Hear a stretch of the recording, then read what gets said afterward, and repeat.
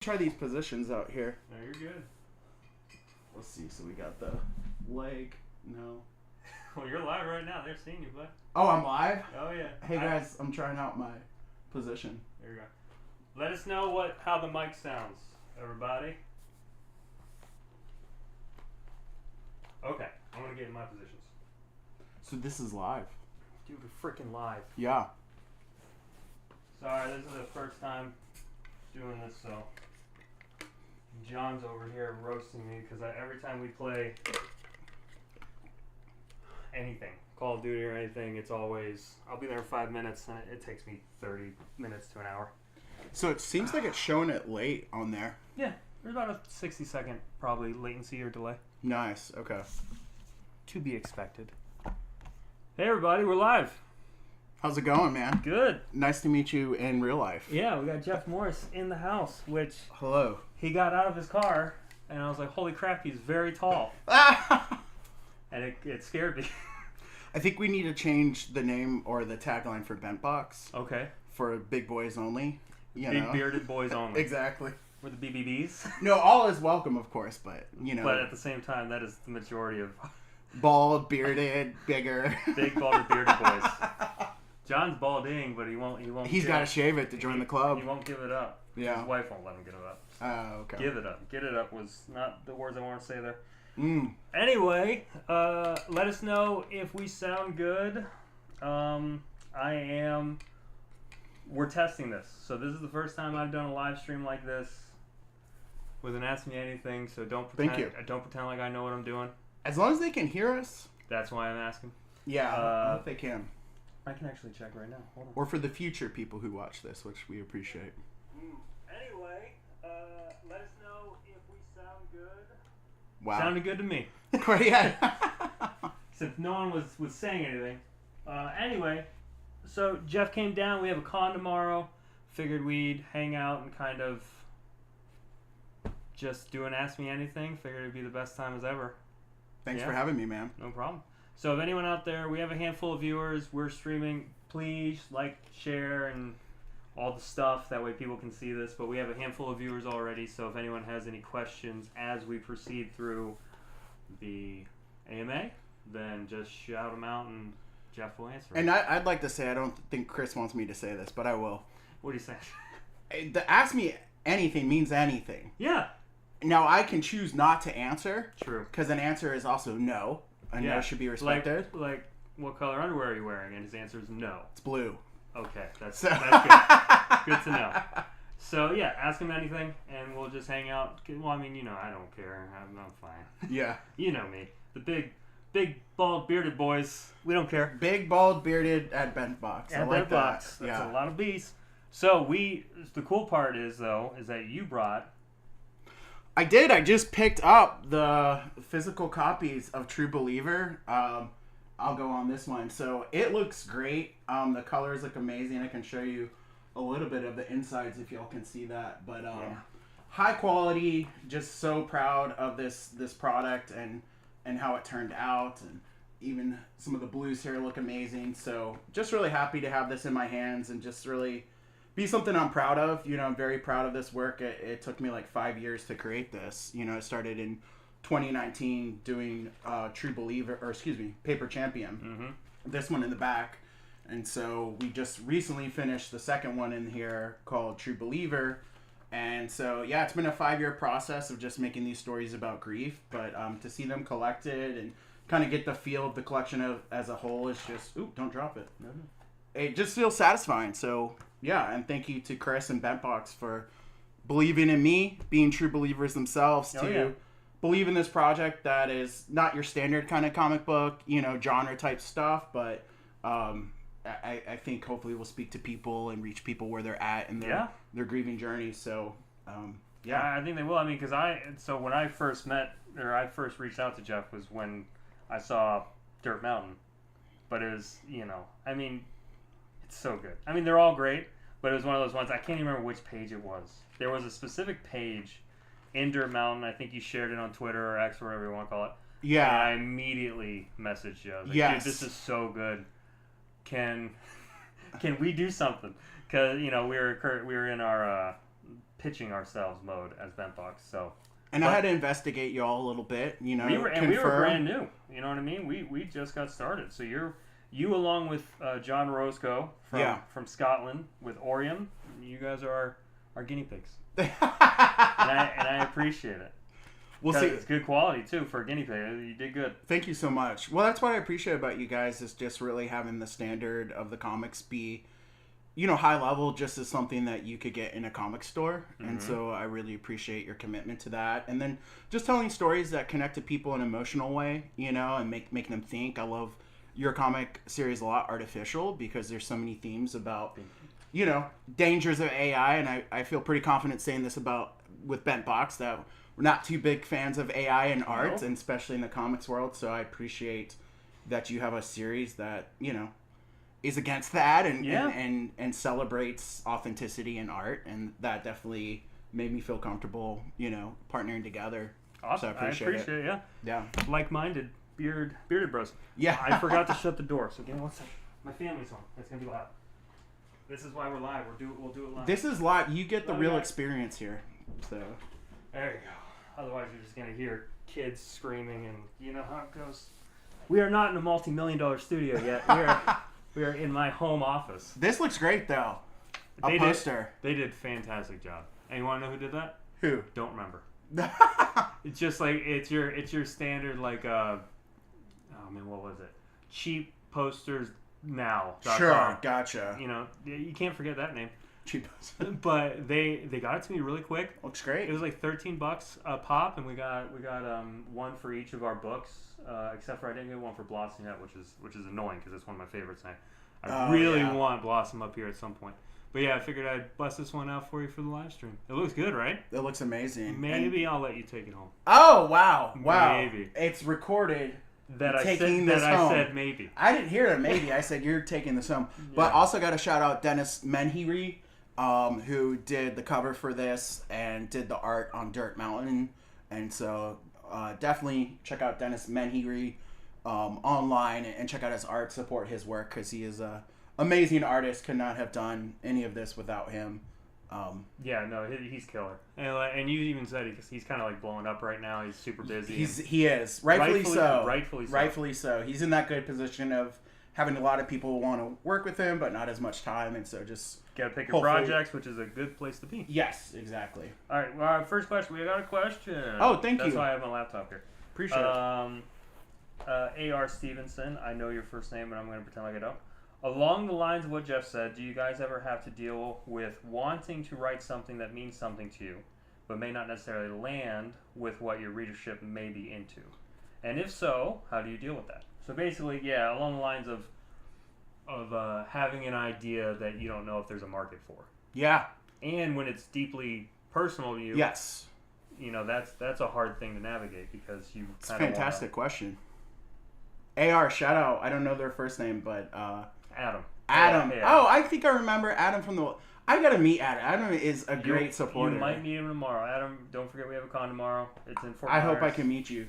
I think that's a great question because there's a lot of... When you look at making comics, especially when you're first starting out, you want to kind of see what is the demand, what is kind of the market of what's working and what's not. The problem is, though, sometimes those stories that might be popular aren't true to your heart. Yeah. Aren't true to kind of like, what's going to inspire you. And so I always, with this in particular, I feel a lot of it is like you're selling yourself in a lot of ways more than just selling the comic. Like you're selling, why is this important to you? Why do you believe in this comic that you made? Yeah. And I think people always respond to passion, to authenticity when it comes to creating art. And if people can kind of tap into that love that you have for your stories, that can kind of spread more so than if you did something that is popular and might sell well, but, there's not that personal touch to it. There's not that artistry. And you can kind of think of it even like in the music sense, right? A lot of reasons we like the musicians we do is because we feel a personal connection to their life and their voice, right? Yeah. Like, I want to know what they're going to say. I want to know what they're going through. And I think comics are no different. They're art, That's why, like, Call Me Maybe, it hits me right in the heart. And I'm like, no, this is high quality stuff. It speaks to me. John, I moved the comment box, so now it's in the middle of the screen. Jerk. Anyway. Is that John? No, well, John commented. And, Appreciate it, John. And he noticed that the comment box covers my face. It pops up like right here. I thought that was purposeful. Not well. I mean, it could have been. Yeah. You know, I did shave. I'm trying to look good, but Nice. I mean, I agree. That said, I know some people have also kind of put the idea into the world that there's a reader for everything. Yeah. Like everyone, there's somebody for anybody. Yeah. So like, maybe your story won't, like, kind of what you said, maybe your story won't pop off and be the popular story, but you kind of have to weigh that between, do I want to write, you know, like just stuff that I know is going to draw in a huge audience, or do I want to write something that is more personal and I have a better connection to, and I sell 5 copies of that, but it's me on the paper, it's what I wanted to put out there. You can be more proud of that. Yes. So, well, one thing, just building on what you said with that question from Adam, is, you know, you have to think of it less of what is my next comic about and what are kind of over the course of my career do I want kind of readers to associate with me. True. So it's like, even though you might take a swing and a miss and it's something different, which I feel you kind of did with Our Monsters a little bit, you know, which was different than... And it's our most... we mentioned this on a... Actually, I don't think that... video went live yet, but we mentioned this on a video that Our Monsters is our second most read global comics book. Yeah, that's awesome. No idea why. It was one of those where I'm like, this is a shot in the dark. Yeah. I think it's cool. Yes. It was definitely not a, is there a market for this? Sure. No, it was more of a, this is weird, this is cool, I wonder what it would look like in a book. Yeah. Let me try it out. I'm happy with what I just put out. I wonder if anyone else is. Yes. And then it ends up, but that's one of those more lucky situations, because for all I know it could have tanked, but yeah, it definitely was. It was more of an oddball, more of a different vibe. And then True Believer is on the complete opposite spectrum of, like, you know, horror versus drama, or whatever you want to call it, but it is also a similar, like you mentioned, it's a bit of a departure from your typical book, but it received a lot of interest, a lot of love. Thank you. And I mean, you know, it attracted me to you. So thank you. Yeah. That's how it worked. You know, got your foot in the door. But yeah, so that's all I could really say about it, is what do you want to do? You know, I don't know if there's anything more simple than that. It's just you cater, you don't. Now, there are some things where if you find that niche that's like, oh man, this is really on and popping right now, which to be honest is kind of what Artificial, it was more of a, what's going to be that what situation am I putting Van Gogh in and everything, because I knew the basic idea. It was going to be zombies, it was going to be so I had a bunch of different ideas. It was going to be supernatural, I wasn't really sure, and then the fact that AI art became such a big like a big like wedge in between communities. I was like, there you go. So that was definitely, like, you could say that was a bit of a, okay, that's going to be popular. Let me use it in my story, but it definitely wasn't it wasn't like a cash grab or like a, you know, because I definitely have a huge connection to the story. I love it so much. So it's a little different in that way. But you can still do that. But I think too, like, you have something to say. That's the biggest part of it. Like, you have something that is authentically from Chris O'Hara that you believe as an individual. Chris O'Hara, the person, that is translated through this art, right? Yeah. And so I think that can be seen in art. That is what I can kind of tell when I read it, that there's something that you believe that I get through this comic that isn't just a cash grab, right? There's something you want me to think about through that, and that is something, as you go throughout your comics career, I look forward to, of like, oh, what is Chris going to say about this, you know? No matter what genre it is, it's just kind of like that. For me, it's a lot about what's that personal voice, right? I think that's one of the biggest things. I don't know if it's a question, but like, I think, you know, comic creators starting out, the biggest thing you can do is find your voice.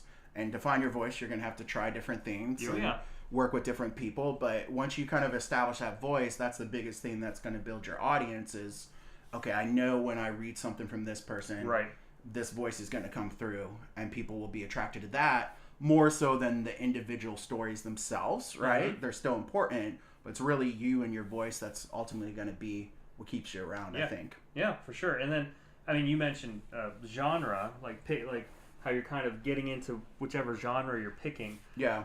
I mean, I even have a question because I think I saw this on Twitter or something, but it wasn't a direct question for us per se, but it was just an interesting idea or thought was it was like it was a clickbait type post, sure, yeah. like everything is, but it was still like, okay, I'm not going to comment, but let me see what everyone else said. But it was like writers who write different genres, more than one genre. Like, why do you do that and not stick with just one? Sure. Which is a stupid post. Yeah. But still, it does make me wonder because so far, the majority of the things I've seen from you have been more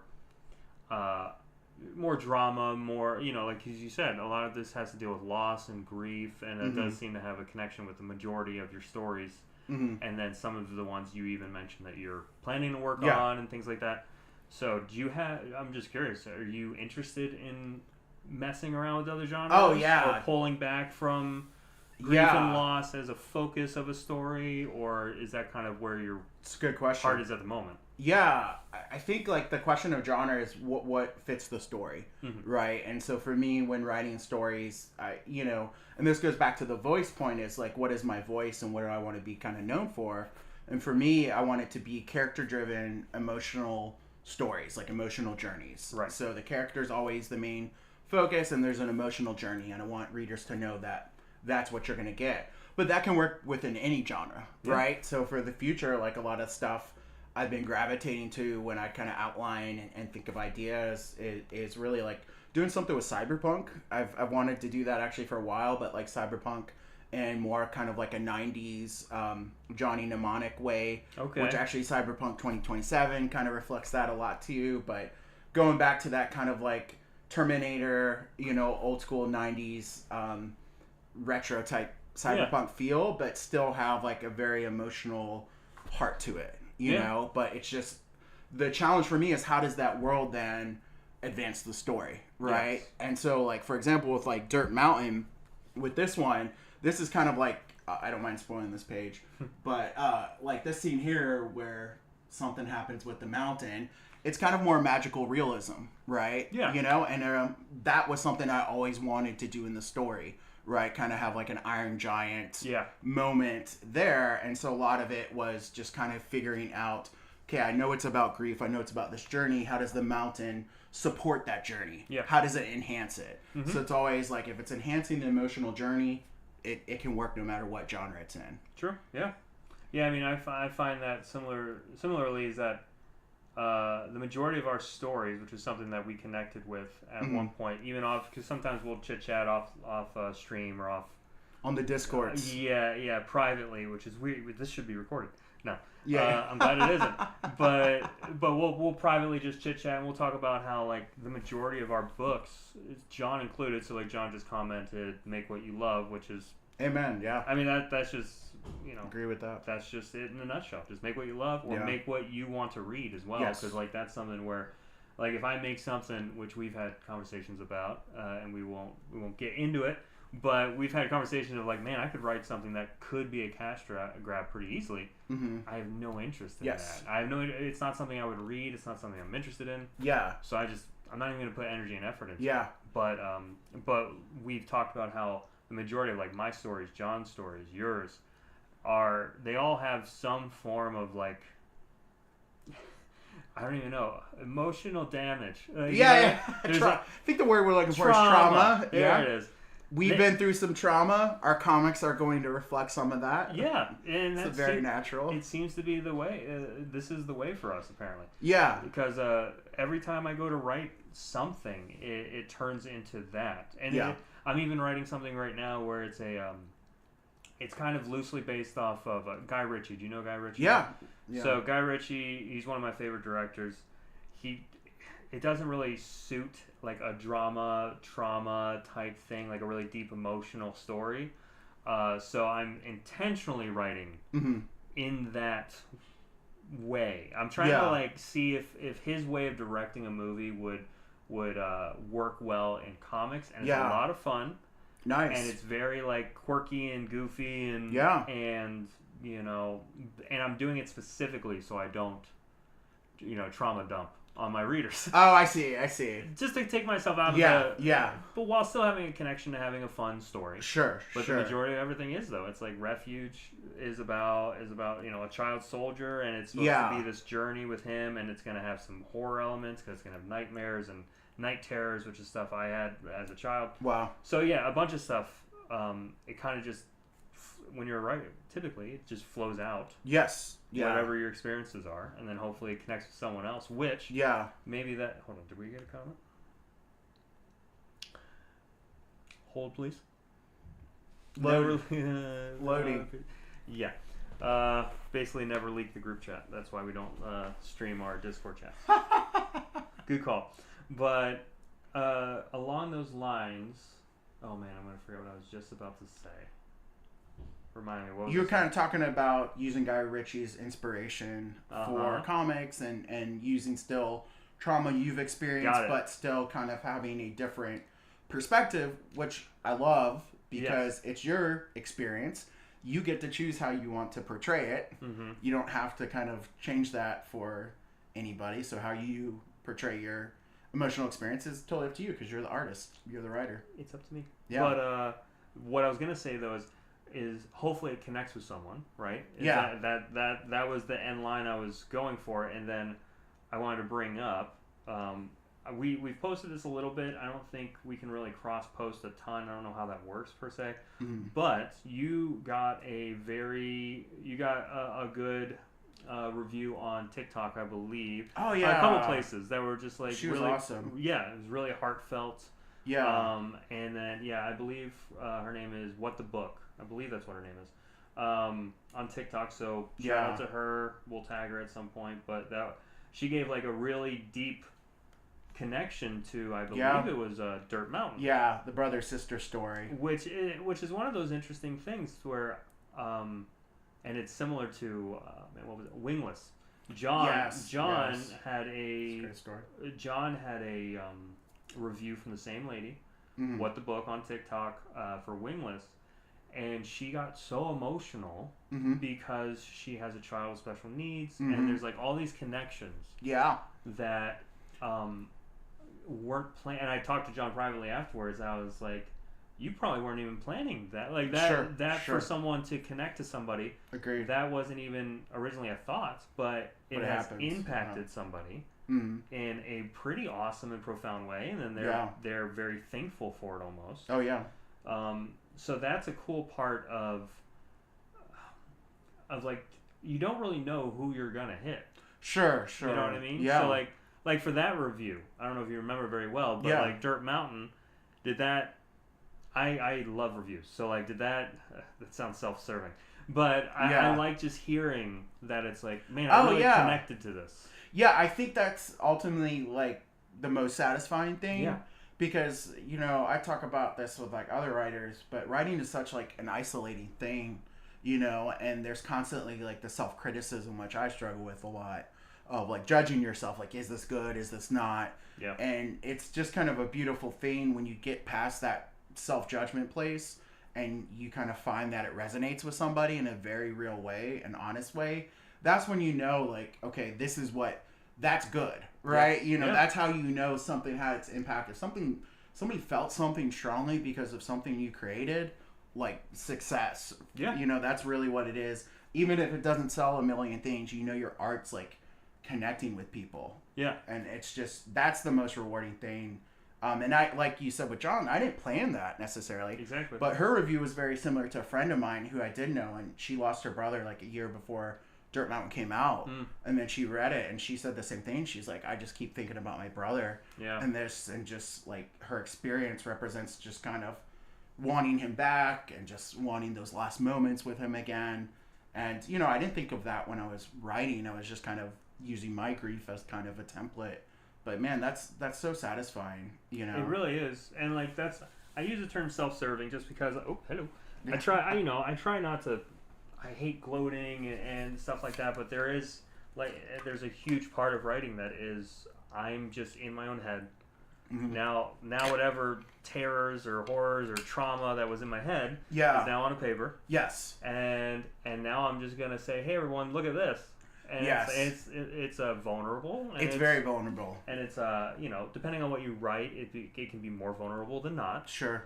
I guess there's like varying degrees to that. Mm-hmm. And so like when you have this very personal story and then someone says, hey man, this messed me up in a good way, I'm like, yes. You want it to mess them up in a positive way. That is cathartic, right? Yes, that's what I mean.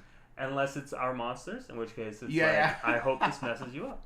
But I think ultimately the goal is we want people to feel something through our comics. For sure. If it's humor, we want them to feel entertained or lighthearted or whatever. But if it's dramatic, we want there to be that personal kind of connection and catharsis. So yeah, I think BentBox, what you're doing, what we're doing is, kind of standing for that in a sense of like, you should have an experience when you read comics. It shouldn't just be, I bought this and then now it's over. I don't want it to be forgettable. Like so many books I read, no offense, but so many books I read can be very forgettable. They don't stick with you, right? They don't. Yeah. And so just having the ability to make, and I mean even artificial. That's one of the things that was a struggle with me writing some of the stuff I've been writing is because and so you've written 3 short stories, and I almost wish I started there.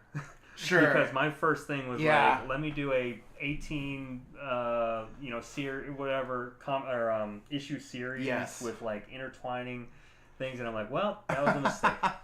But like that right there, you're gonna have a couple issues where you're it's just point A to point B with some beats that move the story, just because I need to get to issue 3 basically. And so like I struggle with, okay, this issue 2 might be forgettable, which kind of sucks. Yeah, that's a tough part. Yeah. But the main goal is always just to have it not be forgettable and be worth reading, and someone to come away from it with like, that was pretty good. But this is one thing I see, and I don't want to get canceled for this. All right, we're gonna stop the recording now. I don't think I will get canceled, but like just reading books from like big books. I'm not naming anything, but I feel like writers and comic creators take for granted people's time. And also in the sense of like not giving them something issue to issue that is really kind of like complete. And it takes a lot of skill to do that, to give something that feels complete in an issue, but also advances the story. It's a lot of skill. But I feel like so many issues sometimes are just setups for setups for setups. Yeah. Right. And that's why I wanted to do short stories first, because I knew it forced me to make something complete with very limited space. Smart, yeah. So I'm like, okay, if I was forced to do that in 11 pages, now they have 22 pages, like, I can still take that same mindset, right? But just flesh things out a little bit more, but still give a complete story, right? Yeah. Yeah, I mean, that's the way you said that, though, is like they don't take into account the reader's time. I think that was one of the biggest issues I had when it came to charging for my book.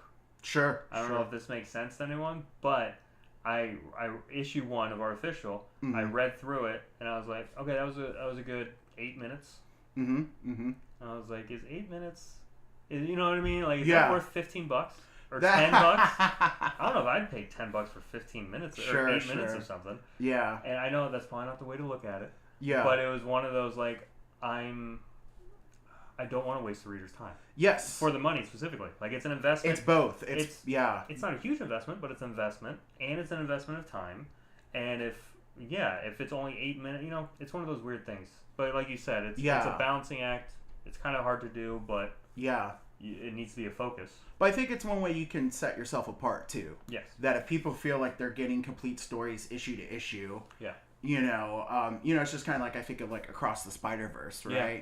Like, that's a sequel to something else that's eventually going to come, right? Yeah. And we're all looking forward to. But in itself, there's still a journey. There's still a character arc for Gwen and for Miles and those characters in there. So I feel like I got something from it still. A lot of people, I remember going online after watching it. And they were so angry. They were so angry that there was a cliffhanger. And I was like, I remember at the end, I looked over at my wife and I was like, wow, they're really doing that. As in, I don't see that very often. Like a cliffhanger that just leads right in. And I was like, cool.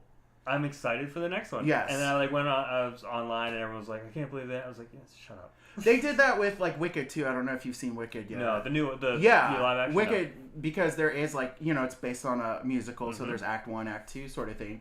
But there's still like a complete arc with the character in there that when you get to that point, you're like, they're different from where they began. And I think for readers, that's what we need to offer is like, did I go on a journey with this character in this issue? Right. If I don't feel like I advance with that character in a meaningful way, why would that happen in the next issue, right? Yeah. And so you'll give people 2-3 issues and you're like, you know what, I'm dropping off, right? Because I'm not feeling like I'm growing with this character at all. And that's what readers ultimately want. They want to kind of be in that character's shoes, go on that journey and feel, better or something more after the process. Yeah.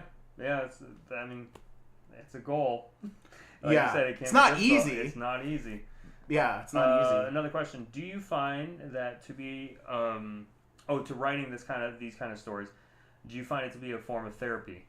Like as you're that Adam again? Yeah, it was Adam again. Dude, I gotta meet this guy. Adam's great. Thanks, Adam. He'll probably show up. We'll see. I appreciate Adam.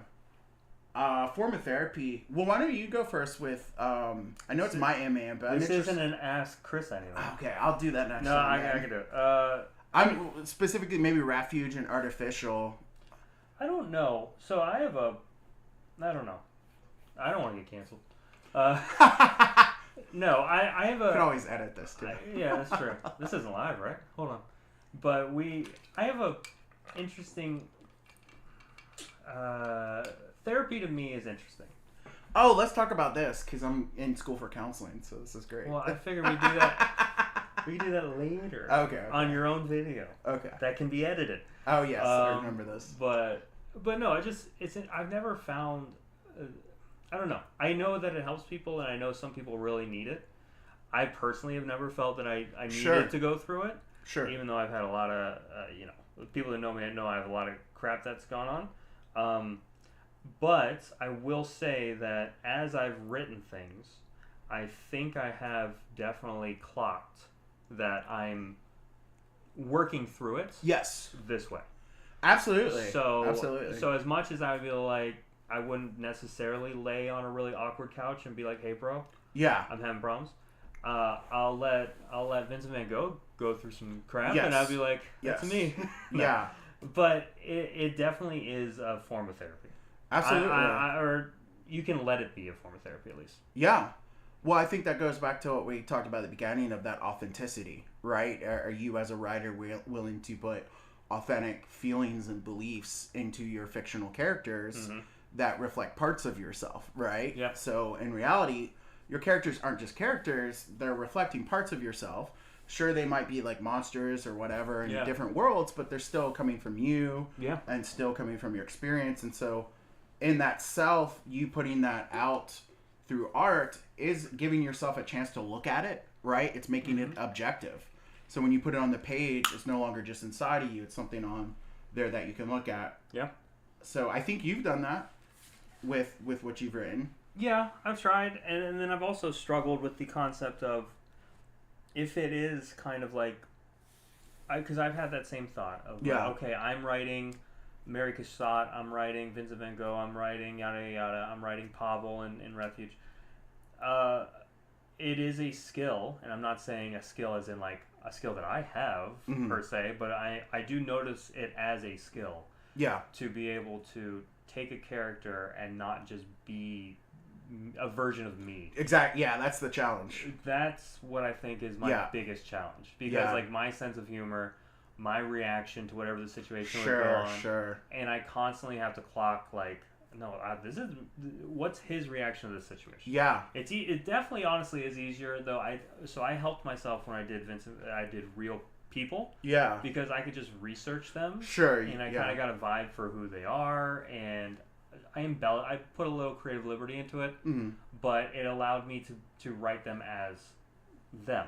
So that's just who they are, and I'm just imagining them in the story. So I'm kind of taken out of artificial per se. Sure. But I have other stories where I've had to make a character up, and as I'm fleshing them out, that's where I'm like worried that I'm gonna start injecting me and it's all and then I worry from story to story. Like I write this one and then I write another one, and it's a very similar, Yeah. sense of humor, That's or a great quips, point. or how they react to things, and it's like, well, this is just the same character as that character. Sure. It's like, well, it's because it's me. Sure. And then I'm like, crap, I gotta Figure out good how point. to not do that. I don't know if we answered Adam's question, but I like what we're talking about. I can try to answer Adam's question. Is he still here?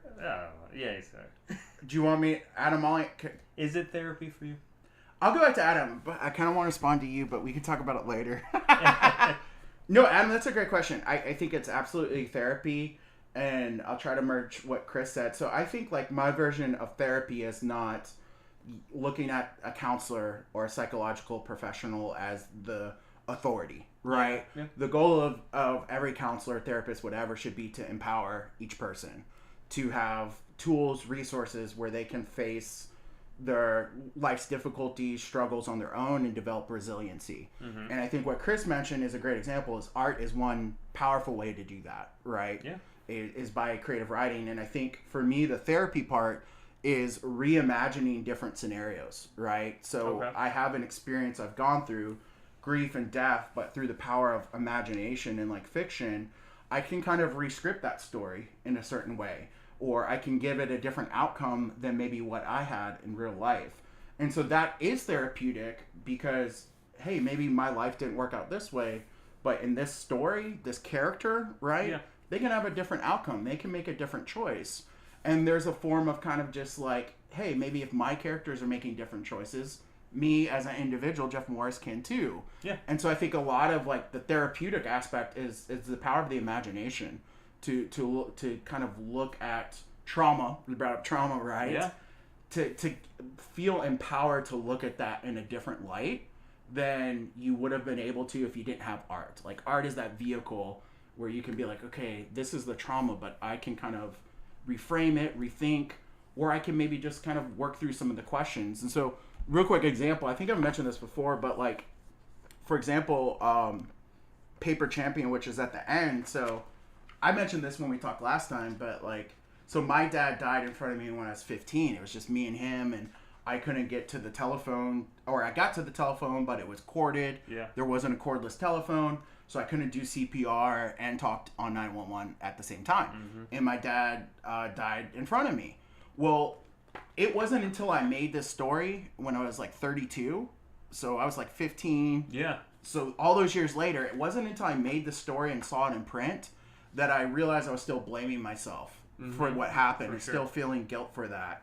And so that's an example of the therapeutic aspect of like, by imagining it through characters, right? For sure. I got to see it in a different light that I don't think without making comics, I would have been able to see like, oh wow, like this character in this moment's blaming themselves. They feel, and the colors really help that out, like that blue and stuff of like just this melancholy and this dread. I was like, it just started to help me forgive myself, and just realize like, hey, like I don't need to blame myself anymore. Like I did the best I could to help in that moment. I can forgive myself. So that part is like therapeutic, but I didn't have to go to a counselor for that. There you go. I made art, you know what I'm saying? You still spent money, but I spent money, but it was a good form of therapy. It was a good form of therapy. No, I agree. That's a good. Because you can see that character from a different light, and it's that like third person view of your own situation. So like that, you can read it, and you can even have an out of body or like a thing where you go, oh, this character, it's not his fault. You know what I mean? And then you connect the fact that this is me. Dude, sorry, I didn't mean to interrupt. My bad. It is rude, but go ahead. Continue. No, what I was thinking about what you were saying, and maybe you resonate with this, but like in life we have we struggle to see ourselves outside of ourselves, right? And comic storytelling enables you to kind of see yourself through these characters, right? Mm-hmm. They're not 100% you, but there's elements of you in there, right? And so it gives you that objective power that normally we don't have in life to be like, hey, if I looked at this objectively, would I feel the same way? Or would I feel differently? And when you make it in art, you see it, like you said, third person, and you're like, oh, that's kind of silly, or no, that's really valid to feel that way, right? Right. You start to be able to kind of process things when it's objective like that. Yeah. Yeah, I mean, that was the main reason. I mean, obviously he's not here to talk for himself, but that was John's purpose in writing Blossom, was that it was very therapeutic, and it helped him work through, what happened to him. So, like, It's a valid question, and the majority of BentBox comics, in some way, shape, or form, have some form of trauma involved. I don't know why we're all sad boys, but we'll figure it out. My Guy Ritchie one will not be a sad boy. It was gonna be fun. All right, just keep your eyes out for that one. The one that won't be in sad. like 10 years. I told John, I was like, I'm gonna pitch it to Guy Ritchie. I don't think he's ever done a comic. I'm gonna say I'm writing a comic in your style. Yeah. Would you be interested in collaborating or helping in any way? You know, that, Nice. I support it. Fake it till you make it. You know, gotta try. But I love that you're like drawing from your influences. Like I think the more you can find as a writer what influences you and understand why, then you can kind of take that and make it your own, right? It's not like you're stealing, you're integrating, right? Those influences and being like, I love this, let me do my version of that, my voice on that. Yeah, I mean, his stuff is just so cool with like the big splash page for like a character name pops up and then just over the top action and just like irreverent comedy and it's just fun. Dark humor, and I'm like, this is probably why I like it so much, is a lot of this is very me. Dude, so, have you read Nick Spencer? Do you know Nick Spencer? I know the name, but he did a comic for Image. I have it. It's called The Fix. It's about like Hollywood detectives who are purposely trying to stage crimes so they can turn it into like screenplays and like Hollywood adaptations. So they're like detectives purposely doing that, but it's written in a very Guy Ritchie way, very quippy, very back and forth. One of my favorites because it showed me that like the problem in comics isn't dialogue, the problem is bad dialogue or boring dialogue. Yeah. You can have some great quippy dialogue in comics that's the level of cinema. You just have to have that voice that works and know how to execute it well. Yeah. Well put. I'm trying. Adam said he won't be able to make it to the con. That's okay, Adam. Thanks for the questions, man. We'll see really you next appreciate time. it. And then he said, kids these days don't know what a corded phone is. I was about to say, for all of you, I'll put an image on the screen after I edit this. This is a corded phone. It's sad. Oh, yeah. It's sad. But we had to deal with it. Anyway, I'll ask a question. What's your next project? Yeah, that's a good question, man. What do you want it to be? What else are we going to make for BentBox? No, I think this is a good thing. We can talk on camera or off camera. It doesn't matter. But I think for me, a lot of it's figuring out what is like the next best step, to take. So a lot of that wants to go kind of, you mentioned John, shout out to John and Blossom. Like, I love Blossom so much because it's, like we talked about earlier, a complete story and it's a one shot. Yeah. Right? And so a lot of me gravitates towards like, okay, I did 3 short comics. Now, next logically might be a one shot. But I also have some ideas that are like 5-issue series that I'm like, to be honest, like I'm tired of being kind of confined by the space. Okay. But it costs money to do that. Yes. So it's really just figuring out how to get the finances. So I've got like a one shot idea and then I've got a 5-issue series idea. Cool. And I'd love to do them both. It just costs money unless you didn't know. Money. Yeah, unless I can just draw, but I can't draw the level of Dennis Menhery because this man has spent his entire life working towards this. So it's just like, I think the financial kind of aspects are pretty much the biggest thing that's just like trying to figure out. But that's why Kickstarter is great and crowdfunding. It's like you just need enough to get like preview pages and build your audience, and then you could fund it. It's just costs more to fund, 22 to 32 page book as opposed to this was entirely made, so this was just for like printing and shipping. Whereas the next one, like I would like to fund to pay for the art and have the people who back it help the creation of it too, to be part of that process. Cool. Yeah, I mean, I think one shot makes sense as like a natural progression, but then there is that thing of like, let me step outside of let me try the series, which either would be cool.